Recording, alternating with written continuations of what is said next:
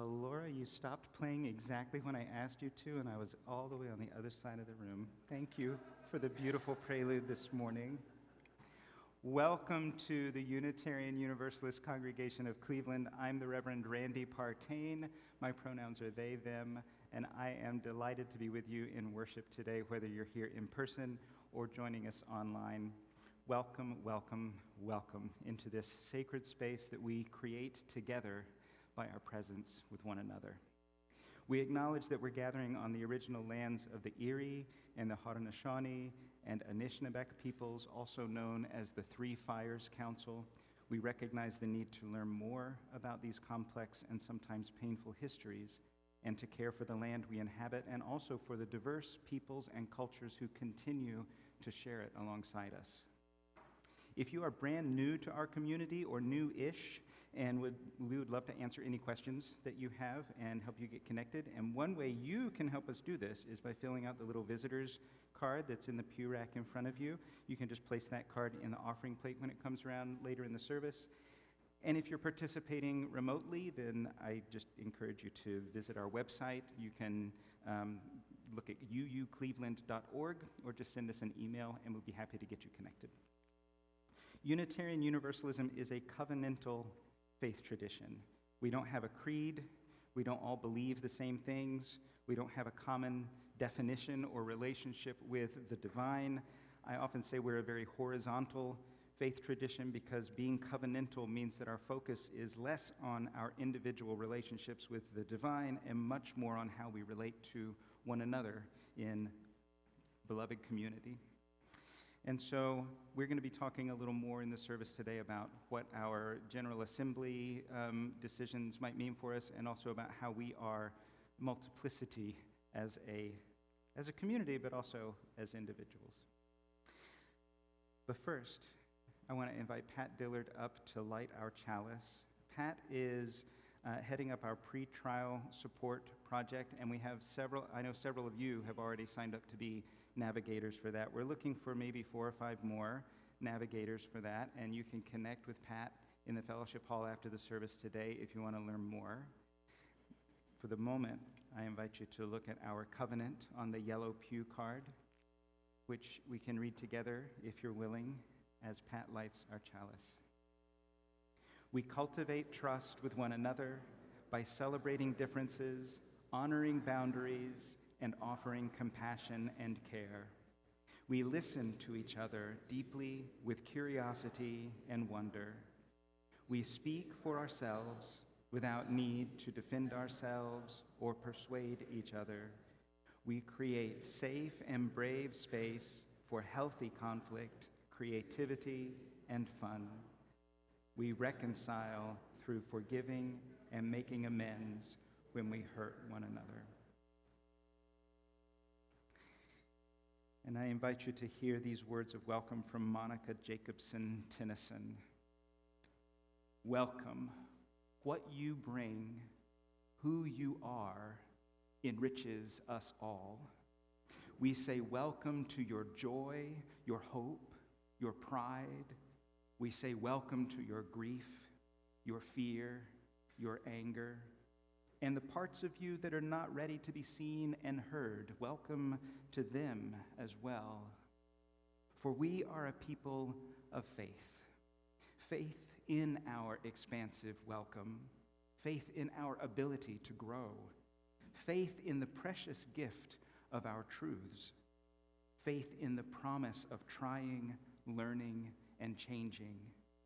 Faith in our capacity to know ourselves and each other deeply. Welcome to you who are Muslim, Christian, Buddhist, Jew, Hindu, humanist, and earth-centered. Welcome to you who are gay, straight, bi, pan, lesbian, queer, questioning, unable to be contained in any word. Welcome to you who are trans, cis, genderqueer, non-binary, intersex, agender, beyond labels. Welcome to you who are human. Welcome to you who love and are loved. Welcome to you who are blessed, which is all of you. May this time together be a blessing. We are going to sing together hymn number 1008 in the teal hymnal, When Our Heart is in a Holy Place. And before we do that, I invite you to take a moment and say welcome to a few people around you today.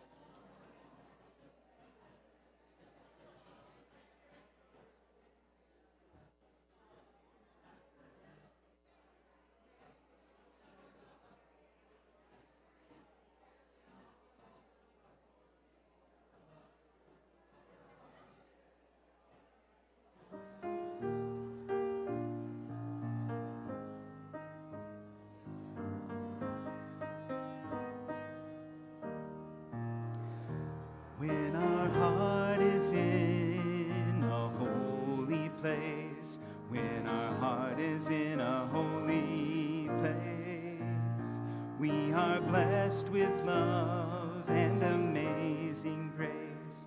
When our heart is in a holy place, when we trust the wisdom in each of us, every color, every creed and kind, when we see our faces in each other's eyes, then our heart is in a holy place. When our heart is in a holy place, when our heart is in a holy place, we are blessed with love and amazing grace. When our heart is in a holy place, when we tell our story from deep inside, and we listen with a loving mind, and we hear our voices in each other's words, then our heart is in a holy place.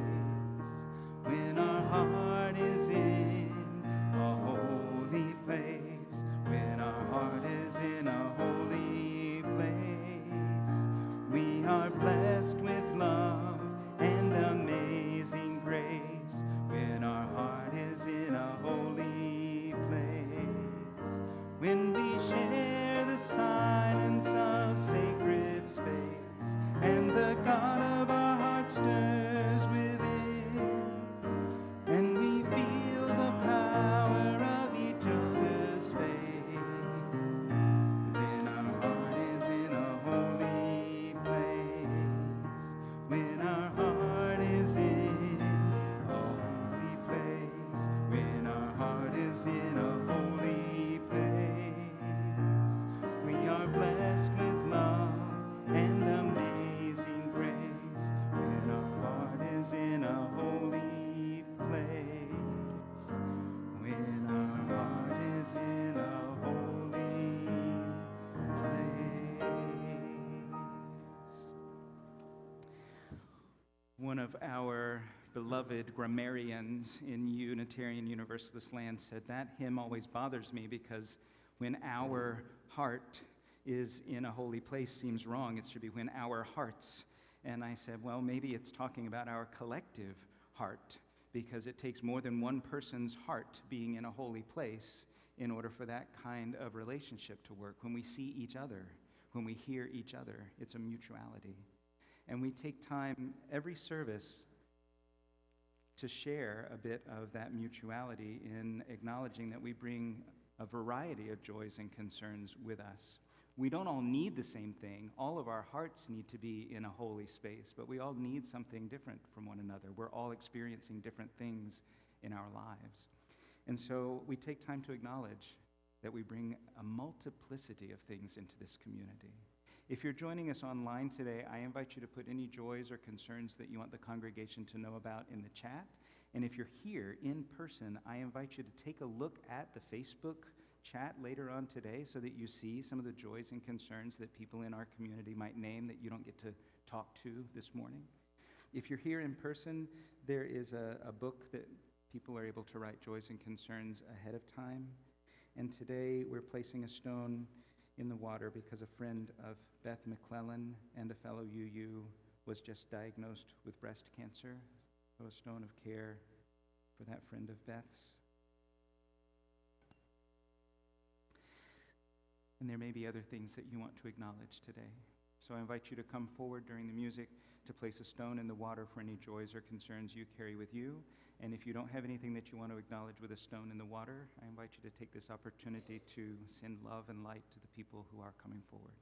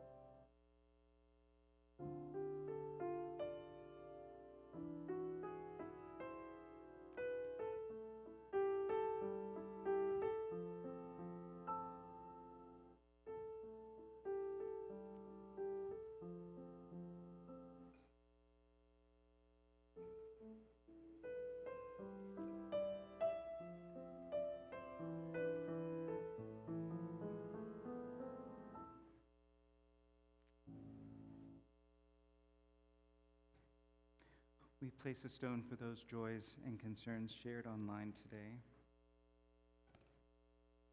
And a reminder that there is room in this bowl for all that people have wanted to acknowledge, and there is room in our community for all of the joys and concerns we carry with us. And I noticed it was from the somewhat young to the somewhat older age range that came forward, which is just a reminder that these are just human things to celebrate and things that we carry. It's not a thing that any of us don't have. So by sharing our burdens, may they be lightened, and by sharing our joys, may they be magnified.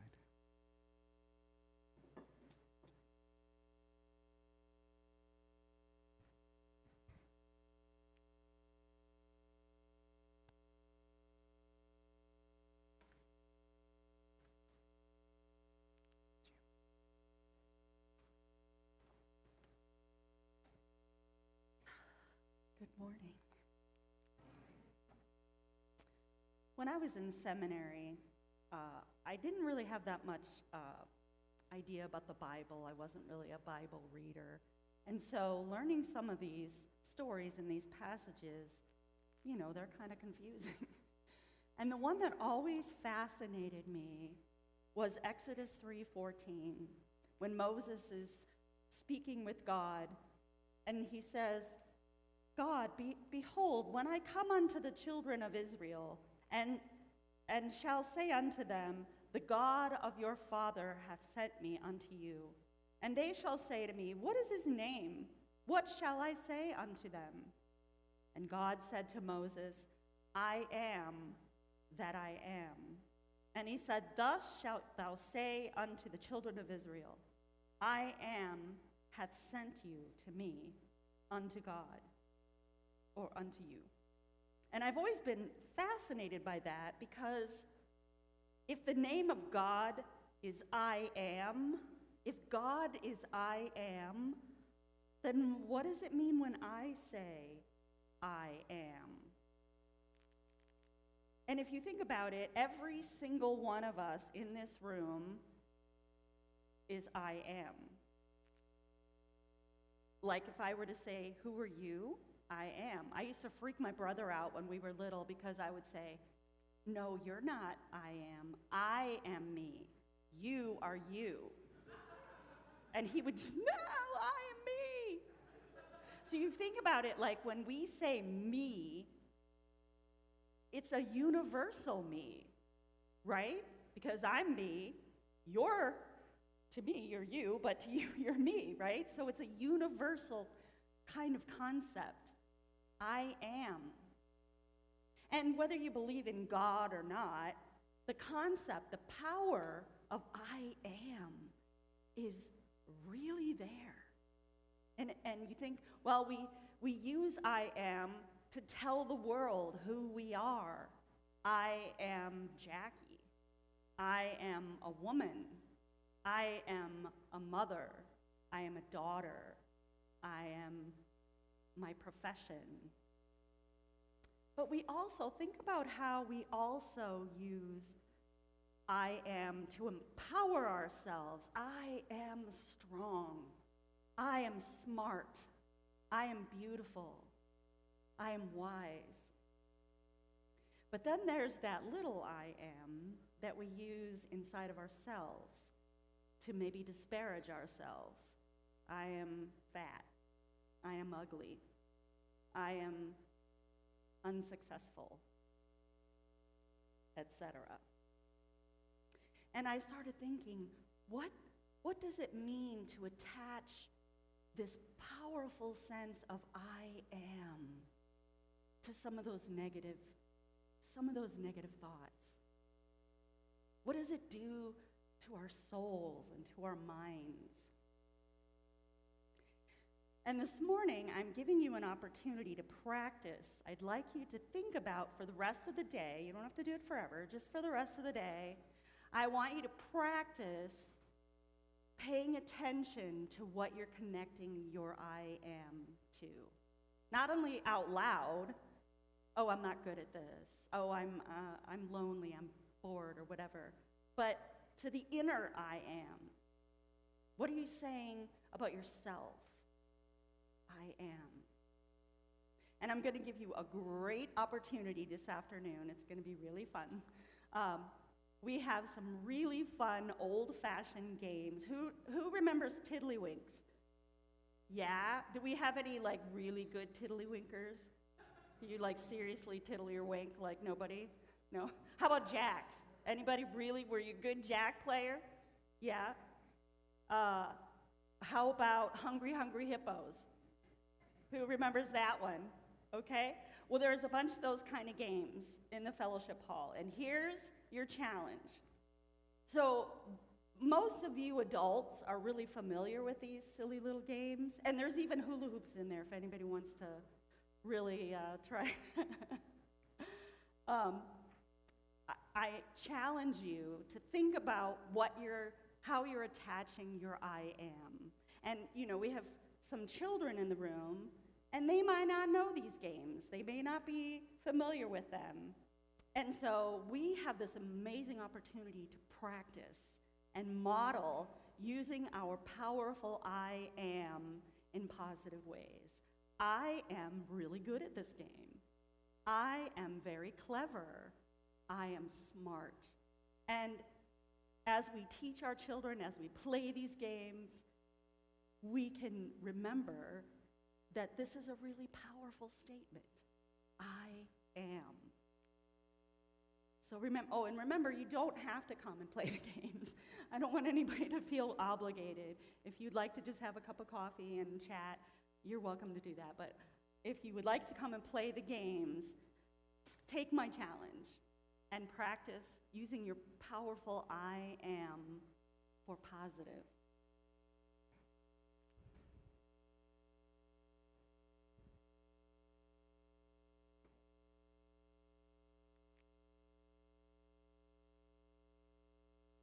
Thank you, Jackie. I turned my mic off instead of on. So good thing I didn't mumble anything under my breath while I was sitting over here.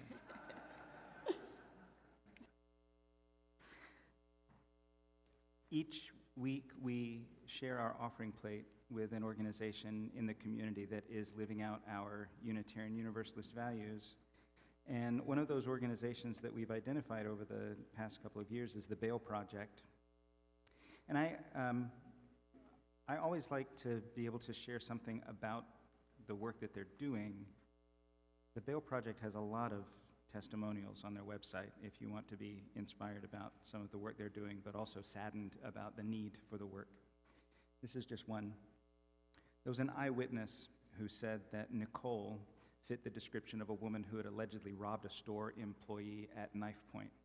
And prosecutors charged Nicole with robbery, and a judge issued a warrant for her arrest and set her bail at $50,000. Nicole was shocked and confused at the high amount. Also, she had no prior arrests, and she wasn't guilty of the crime, so she was shocked and confused about that as well. But $50,000 was not affordable to her, so she risked losing the opportunity to complete an internship for her master's degree. She risked losing the house she was trying to buy, her job, custody over her son. Languishing behind bars for an uncertain amount of time for a crime that she didn't commit was unfathomable to her. That her freedom was dependent on whether she could afford bail made it worse. I was presumed guilty rather than innocent, Nicole said. It took a courthouse social worker, a public defender, and the Bail Project's intervention to successfully convince a judge to lower Nicole's bond from $50,000 to $10,000, at which point the Bail Project could then post her bail. After her release, Nicole's charges were dismissed, and she often thinks that if the Bail Project had not stepped in to lower her bail and post her bond, she would have spent 3 months behind bars while waiting for a resolution. That would not be an unusual amount of time for someone to wait pre-trial. The impacts of her arrest have shaken her. She says, "I save all receipts, including grocery or gas receipts, not to manage money, but in case I have to prove my whereabouts. I now take a picture of the receipt, scan the copy, and email them to myself for additional storage," she said. She says, "I'm nervous when I see an unmarked police car, fearing they're watching me or there to arrest me again." And despite it all, she says her experience has reaffirmed her passion for helping women impacted by the justice system, especially when it comes to issues related to probable cause and cash bail reforms. "No way you can fight for yourself when you're sitting in jail," she said, "even if you're innocent." So it is for people like Nicole that we are partnering with the Bail Project today, and I hope that for all of the many, many people whose lives they affect, that you will be able to give generously and within your means. If you are placing cash or check in the plate, please make the check out to UUCC and put Bail Project in the memo line. You can also give via Cash App to $UUCC44122. That is printed in your order of service, even if you're joining us online. And you can use the memo line to indicate today's date and the Bail Project. Thank you.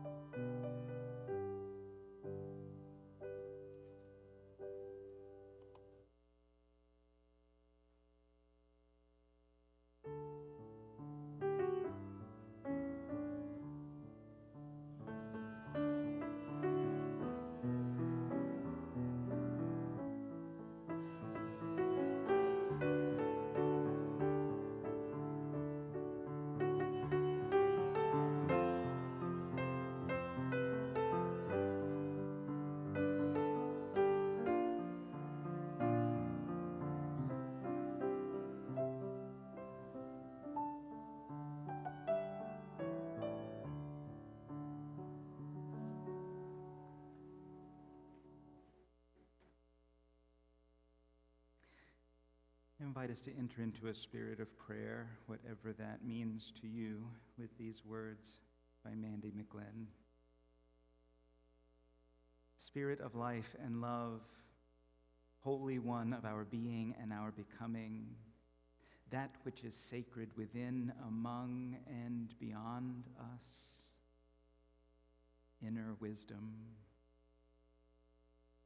We know so many stories about you, God, Lord, King, Father, Earth Mother, Great Spirit, Universe, Holy Parent, Divine Love, Deepest Longings, Covenanted Partner. So many stories. We know stories about our country and its founding, too, of the values we claim as people. We have stories about those narratives, about how our values have and have not manifested in our reality. We know stories about our faith tradition, who we have been, what has shaped us, what we must carry forward, what is essential to our identity, who we are becoming. Blessed One, we also know so many stories about ourselves. Some of them the same stories we tell about others. Beautiful, ugly, simple, difficult, joyous, useful, worthless, burdensome. Stories about who we are, what we know, and the potentials and impossibilities of our future. Stories about our purpose and the meaning of our lives. We have countless stories buried too deep in our souls for us to even recognize them. Spirit of discovery, help us find the strength to excavate those buried stories. Let us lean on one another as we brush them off, hold them up to the light, and find their meaning and use.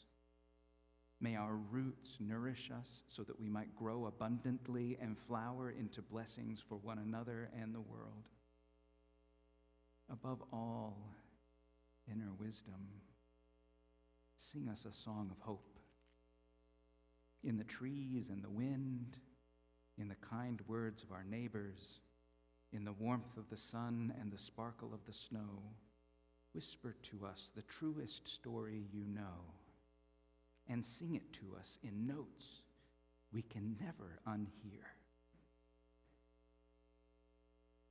Remind us every day, every moment, that we are beloved. Beloved. Beloved. Amen.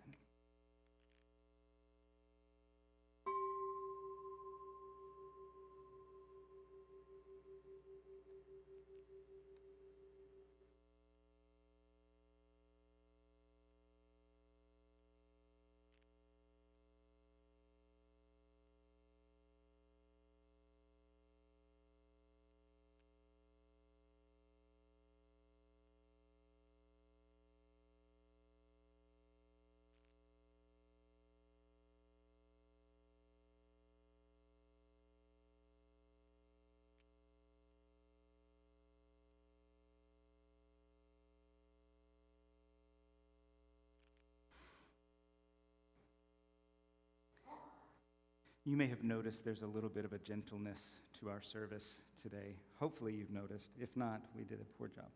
But I'll take the blame on that. We're talking about a couple of different things today, and they're really the same thing, that it might be difficult to see how they're the same thing. Hopefully we'll put it together.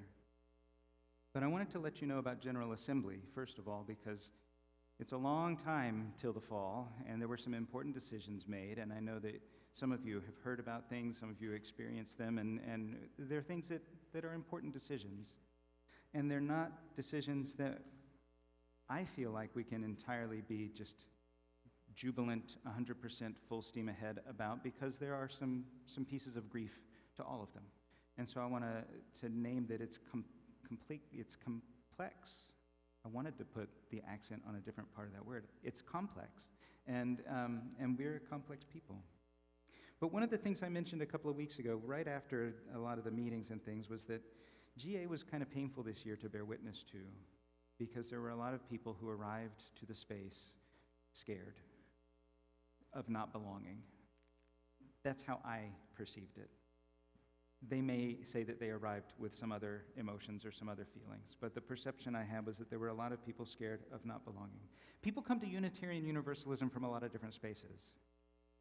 Not everybody here was born Unitarian Universalist. In fact, there are fewer people in Unitarian Universalist spaces who were born Unitarian Universalist than most any other faith tradition. We have people who come discovering a religious identity for the first time, but a lot of people come from other religious spaces where they felt a sense of rejection or a sense of not belonging, And those feelings stay with us. They stay with us in our bodies. They physically stay with us when we have experienced some kind of rejection. It's hard to let go of those things. It's hard not to anticipate that it could happen again. And when we fear not having a place of belonging, it's easy for us to forget about creating space for other people because we get really protective of our own space, our own right to be. And we are not the sole owners of our spiritual home. We're not the sole owners of our faith tradition. So when we don't feel safe and we decide to put on the spikiest armor we can find and go charging around, not caring about who we hurt, it does not accomplish what we want to be as a faith tradition. We share our home with lots of other people. And there's room for all of us. If we're quoting from the Bible today, I'll say, that line that Jesus tells his disciples, "In my Father's house are many mansions." That's one of those things that never really made sense to me as a young person either, but now I kind of get it. If we're talking about creating some semblance of the kingdom of heaven, some semblance of beloved community, there are many mansions in that. There is room enough for everybody, for all of the things that we cherish, for all of the things that we value. We've got a big fridge, and there is room for what nourishes everybody. It's not okay for you to fill the entire fridge with crates of your special probiotic yogurt, but there's a shelf for that, and there's shelves for what nourishes everybody else. So it's learning how to accept that there is a place for what nourishes us, and also to make sure that we're allowing space for what nourishes other people as well. Room for all. So what specifically were people afraid about at General Assembly this year? Well, it was a big year because we were voting on whether to accept a revised wording to Article 2 of our bylaws, which is the place where we name it had been where we name our principles and sources, and now it is the place where we name our values and the promises that we make to one another according to those values. Not different values, but a different way of saying things and a different level of clarity about what those values ask of us. And so that was kind of scary for people. It feels like changing who we say we are. It's saying who we are a bit differently, and so that can feel rough. Now, interestingly, people who are both in favor of changing the way that we say things in our bylaws and people who were concerned about it both named that Unitarian Universalism is a faith tradition that holds love at the center. They said those words. Maybe it was marketing, but we are a people who hold love at the center of who we are. And that seemed to be common ground. And I hope that that is a thing that we hold in common here in this community, but it's something we hold in common with Unitarian Universalists everywhere. That's good news. So what does it mean for us to say things a little differently? Well, our principles are not going anywhere. If you value our 8 principles as part of your personal practices, nobody's going to tell you to stop doing that. Our principles are still meaningful to us as a faith tradition. They are part of our heritage and culture. We have on one wall of our building, we have the original principles from 1961 hanging next to the principles from the 1980s, and they are right next to each other, and they never get into any fights or squabbles. They are peaceably coexisting. And what we are really doing is imagining how those principles inform our actions with one another and the world around us. Are the values derivative of our principles? Because that was a critique, that the values are just derivative of the principles that we've had for the last 40 years. Yes, yes, yes, intentionally so. We are not a different people. We are not changing what we care about. So the same words that you see in the principles appear in the values. And they're contextualized maybe a little differently because we've learned that there are some things that haven't worked as well for every Unitarian Universalist community. And we're trying to continue growing into the best faith tradition that we can be. So yes, they are derivative. The underlying ideals that we have had for the last 40 years and beyond still matter deeply. The covenantal pieces of our values statement clarifies what we promise to one another as a result. They're not just ideals that we hold in our head. They're things that matter to the way that we treat one another and the way that we behave in the world, how we live out our faith. The other thing that people have been really concerned about is accountability, because it's a word that was not really a part of the previous words in Article 2. Our previous principles and sources didn't say much about our accountability to them. And now we see this word accountability showing up. And for some of us, especially some of us who have been in places where accountability has been used as some kind of punishment, where it's been maybe misused or weaponized, it feels like we're suggesting some kind of authority that looks down upon us and judges whether or not we are doing it right. We're accountable to, we have to report to somebody that's higher than us on the ladder. That is not covenantal accountability. And if anybody tells you that it is, send them to me and I'll tell them. But covenantal accountability is the same as all of our other promises. They're mutual. They are between us. We are accountable to one another. That's who we're accountable to. And it's not that somebody's looking down and saying you're doing it wrong. It's that somebody's looking from a position of our covenant and saying, I feel like we might be skewing off into a different territory here. Can we come back into this promise that we've made to each other? Our covenant as a congregation, we have these words that say, we're going to cultivate trust with one another by celebrating differences, honoring boundaries, and offering compassion and care. So accountability might look like saying, I'm not doing a very good job of it, but I'm trying to set a boundary right now, and I feel like it's not being honored. And can I invite us back to the point about honoring boundaries? And then somebody can remember, oh yeah, I've made that promise. Yes, let me honor this boundary you're setting. It doesn't mean that somebody's excluded or that we're making barbed wire fences around things. But a boundary defines who we're going to be as a people. And so our covenantal accountability should not scare us. It should invite us to help one another be in that holy space we sang about, so that our hearts are in a space where we are creating the kind of community that we say we want to be. Now, there were a couple of amendments that wanted to add values. The values that were approved are the same ones that we've been talking about all year. So the justice and equity, transformation, pluralism, interdependence, generosity, and surrounding a center of liberating love. That's what was approved.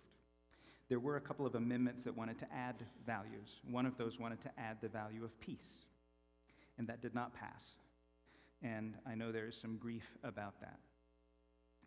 I want to say that Unitarian Universalists continue to hold peace as desirable, but it has to be mutual and comprehensive. And there are maybe some ways that we can define peace that would be more compatible with the other values that we have named. Peace is also something that gets weaponized in some communities. We want to silence people from talking about sensitive topics. We want to silence people from naming injustices or inequities for the sake of being peaceable. So there's a difference between being a peacemaker and being a peacekeeper. And sometimes being a peacemaker means that we have to get a little bit noisy about injustice and inequities that we see in the world. And there are ways we can do that have integrity with our values and that ultimately lead to peace.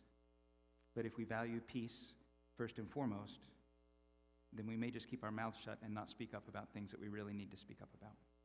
And that was the biggest concern that I heard about the way that this particular value was framed. That doesn't mean there's not a way to frame peace within our values. So, challenging. And I know that there is some grief about that value not being included. There was another amendment to include the value of reason among the other values that we've named. And I know that also did not pass. I know there's some grief that did not pass. There is still room for reason in all of our theologies. We are not striving to be an unreasoning people. Reason is still included in the language of Article 2 that frames our values and the covenantal promises that we make. Reason is still a piece of that. But the amendment that would have elevated it to a value that circles liberating love did not pass this year.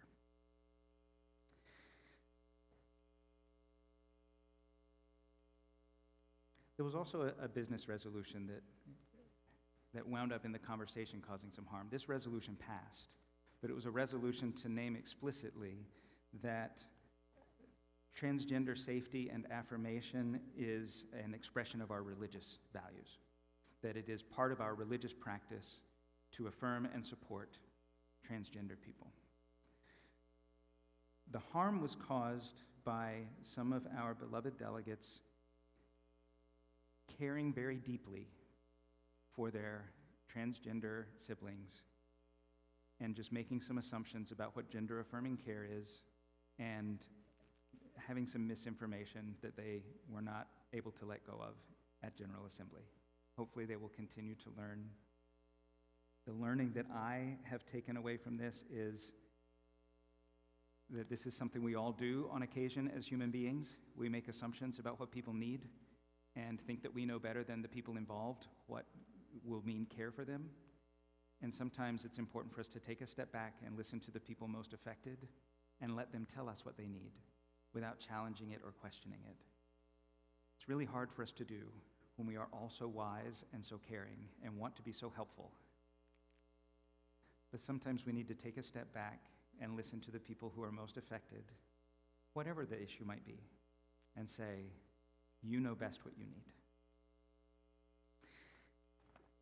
This business resolution is important because it means that Unitarian Universalist communities that have specific programs that are affirming transgender youth, for instance, are able to pursue those programs under this umbrella of this is an expression of our faith. This is not a justice issue, this is a religious issue, and we have the religious right to have this program. There are some places where children are able to leave school for a portion of the week and go to church-sponsored programs. And a lot of them are going to Christian-sponsored programs that are not gender-affirming for transgender folks.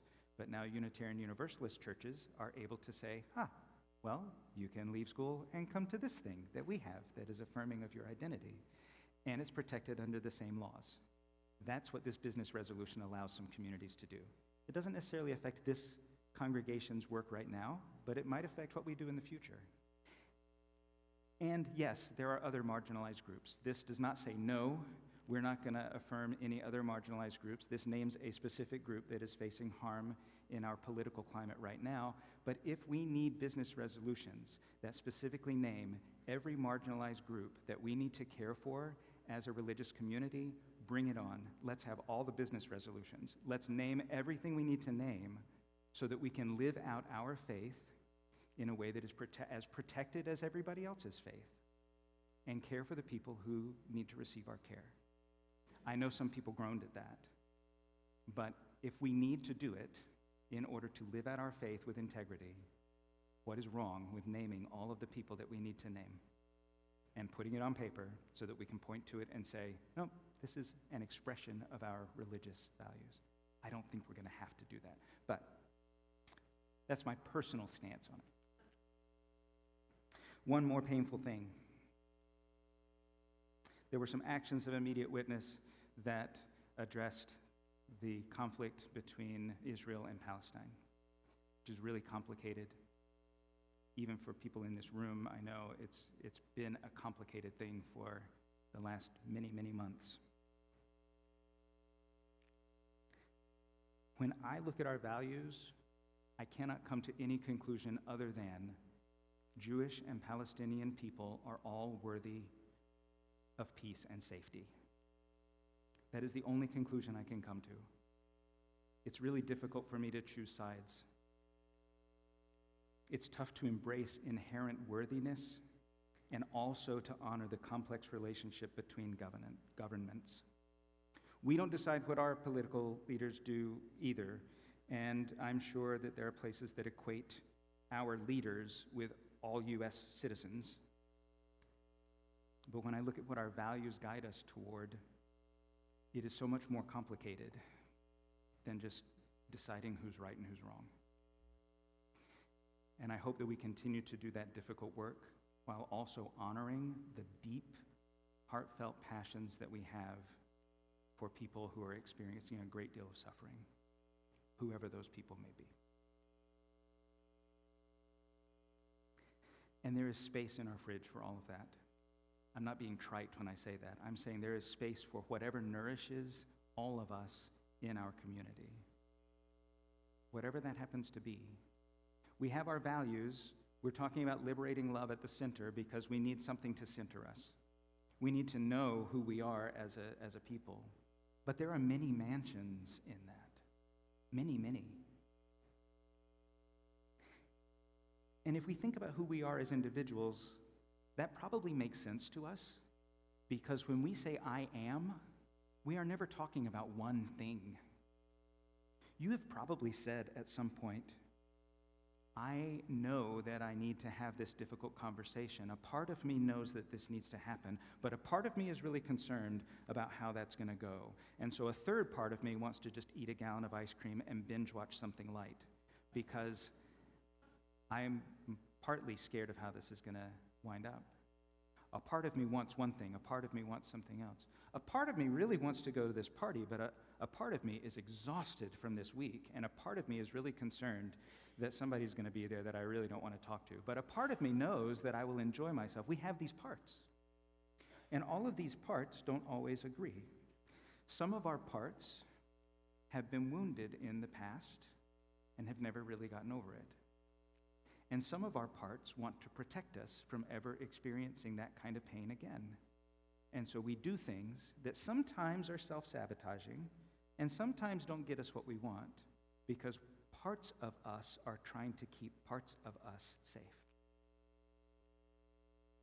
And some of our parts are just trying to distract us so we don't have to do difficult work, because difficult work is sometimes painful work.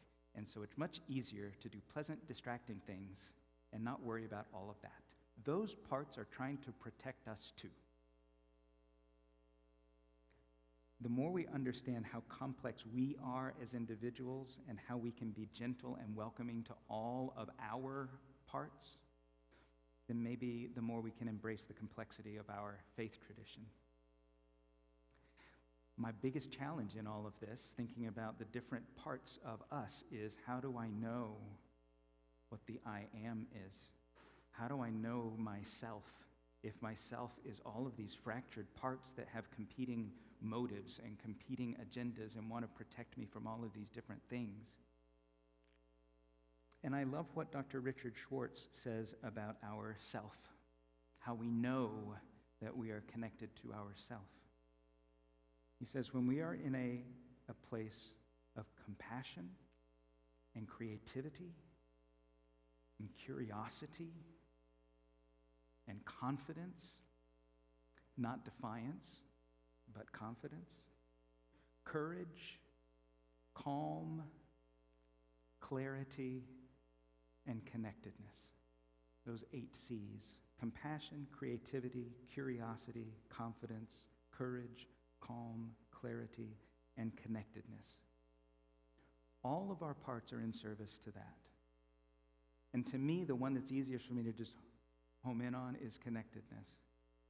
If I'm coming from a sense of connected with my own inner wisdom and connected with the people around me and connected with the planet, that to me is myself.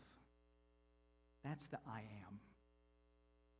If I'm not coming from that space, one of my parts is probably trying to do a really generous protection job, and I can say, thank you so much. I'm going to get back to a space of connection and then see where we go from there. And maybe that is what our values help us define as Unitarian Universalists. When we are in a space of interdependence and pluralism, when we're honoring the possibility for transformation and expressing generosity and pursuing equity and justice, maybe that is what liberating love looks like. And when we're doing something else, one of our parts is probably trying to protect us from something, because all of our parts care very deeply for this faith tradition and want good things for it. Just like all of our parts as individuals care very deeply about us and want good things for us. Everybody in our faith tradition cares about it and wants good things for it. And so now we are defining what looks like our I am as Unitarian Universalists. Am I coming from a space of liberating love? We get to explore what that means for months and months and months, but maybe that is how we center and know ourselves. There's a song that has been in some resistance circles, and it's been in some UU spaces, and I have not always liked it, because it comes from the book of Ruth in the Jewish scriptures. The book of Ruth is really complicated to understand out of cultural context, but it's basically the story of two women and their bond with one another. And there is a verse from that scripture that says, "Where you go, I will go. Your people are my people. Your God is my God." And there are times when I have interpreted that as, I'm going to give up who I care about in order to care about who you care about. I'm going to give up how I name the divine and just take on how you name the divine. I'm going to sublimate myself and just accept whatever you say is worth caring about. And I have started to hear that song a little differently. And I have started to realize that maybe it is saying, where you go, I will go, because we're going to make it intentional that we travel together. And I can care about the people that I care about and also allow space to care about the people that you care about. There's room for both. The people you care about, I can honor that. The way you name the divine, I can honor that without feeling threatened and without feeling like it's in opposition to how I name the divine. I can have my relationship with the divine and also honor yours. Your divine is my divine. We're talking about the same thing. We're just using different names. And so I invite us to sing together. If you don't know the song, it's very, very easy. And harmony is good if you want to sing harmony with this. I'm going to sing what I think is the melody, and you can sing along. But it's just, where you go, I will go, beloved. Where you go, I will go. And then we repeat that. Where you go, I will go, beloved. Where you go, I will go. For your people are my people. Your people are mine. Your people are my people. Your divine, my divine. That's all there is to it. Where you go, I will go, beloved. Where you go, I will go. If you want to rise in body or spirit, where you go, I will go, beloved. Where you go, I will go. For your people are my people. Your people are mine. Your people are my people. Your divine, my divine. Where you go, I will go, beloved. Where you go, I will go. Where you go, I will go, beloved. Where you go, I will go. For your people are my people. Your people are mine. Your people are my people. Your divine, my divine. For your people, my people. Your people are mine. Your people are my people. Your divine, my divine. I wanted to hear the harmony. Thank you. Okay. A couple of quick announcements. Really just a couple. There is a building tour today, if you are so inclined. That sign will be up here with a very friendly person who will take you on a tour of the building right after the service. You don't have to hand the sign off to somebody. You've got it. Okay. If you have appreciated our service online today, please do like, share, subscribe, post it, engage with it, do all the things. This is how we continue to grow our ministry online. I am going to be on the ministry team at Summer Institute this week, so I'll be working but not working here. So if you're emailing, don't expect a quick response. I will still be able to access it, but my days are going to be busy with ministry stuff at Summer Institute. In fact, I will not be playing tiddlywinks because after the service, I'm jumping in my car and driving to Summer Institute. That is my I am. I will be back in a couple of weeks, though, and on July 21st, we have lots and lots of things happening here. Jenny Papp is going to be here, hopefully, as our new Director of Lifespan Faith Development. I hope you get a chance to meet her and affirm the choice of the search committee. She's going to spend a little time after the service with our junior and senior high youth, and then we're going to have ice cream, and she'll be able to visit with some of you in the fellowship hall. We also have a considering membership class that day. And on that same day, the Interfaith Group Against Hate, which several of our members have begun to put energy toward, is hosting a program July 21st from 1 to 3 p.m. at Olivet Institutional Baptist Church. This is focusing on the ways that hate manifests itself across and within our society, but especially what can be done locally in our congregations and communities as a response. There is information about that in the newsletter, and Helen Gooten is kind of the contact person for that. Please stay and play and have coffee today. And remember that there is room. There is room for you, and there is room for everybody else. There are many mansions in Unitarian Universalism, and it is up to us to ensure that the doors of those mansions stay open for one another, that our hearts stay open for one another. We do not need to be threatened by the fact that there are so many mansions that are not our mansions. There's room for all of us. May we make it so. Amen, and blessed be.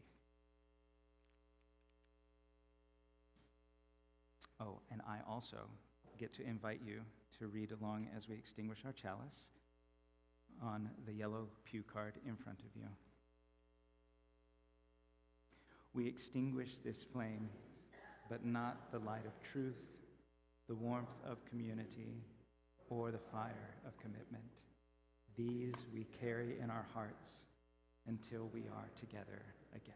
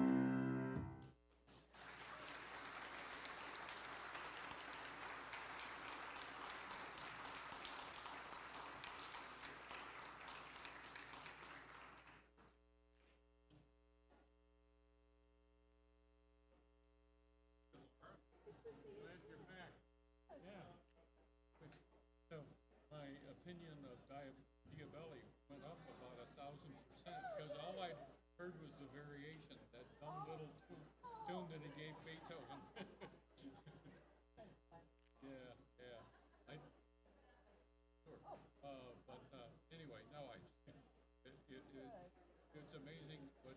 Beethoven did with that, but that was the stupidest ditty, and that was very nice.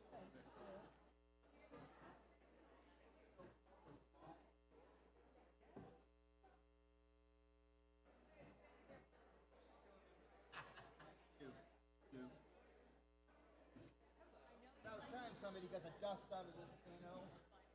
It's been waiting to be played.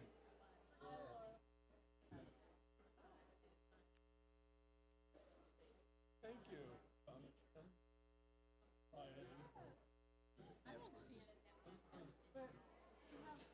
Laura Lau, or Betty Lau, daughter,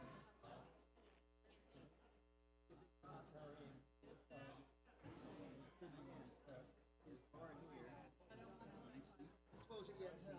You know, I'm looking at the dehumidifier here.